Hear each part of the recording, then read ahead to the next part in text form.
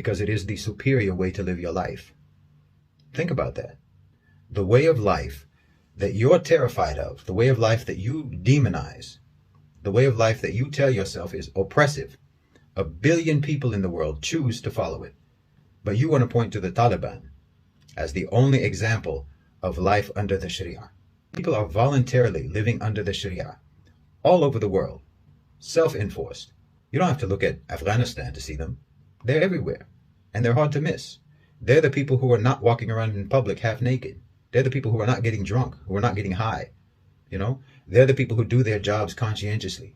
The people who keep their word, who mind their own business and take care of their families.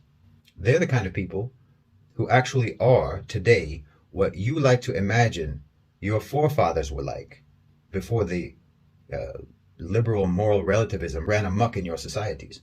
They're serious people, people who actually care about being fair and just and honest and charitable, people who actually think about Judgment Day and being accountable for their actions and their behavior.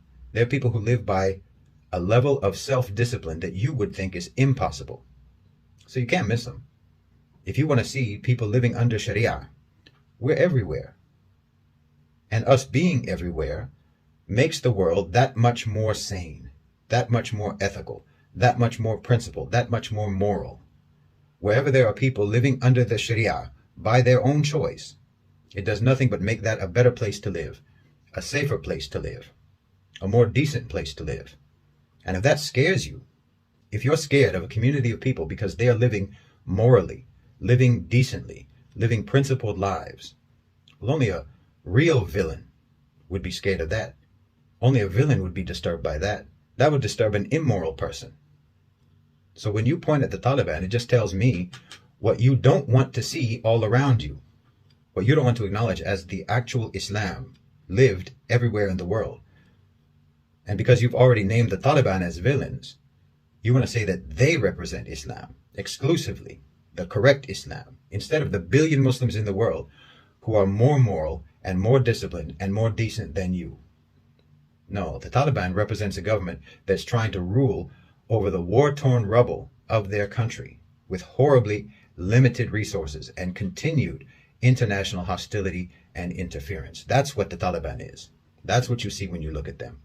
But what the Sharia is, you can see that in any good practicing Muslim anywhere in the world. But it'll make you look bad if you just come right out and say that you don't like Muslims, you don't like Islam, you don't like the Sharia, because those are people who are always praying, who are always remembering God, who are always giving charity, who dress modestly, who don't go to bars and clubs and sleep around. You don't like them because they're people with conservative values, who take morality seriously, who love God. That'll make you look bad. So you have to redefine all of that as oppression to make your opposition to morality look like a moral stance. And you have to pretend that we are against freedom because we exercise freedom responsibly and in a principled manner. And because freedom to you actually just means irresponsibility and decadence. And again, this is why kuffar, because it's lying, it's changing words for other words, mischaracterizing things to obscure reality. But you wouldn't do that if you thought you were right.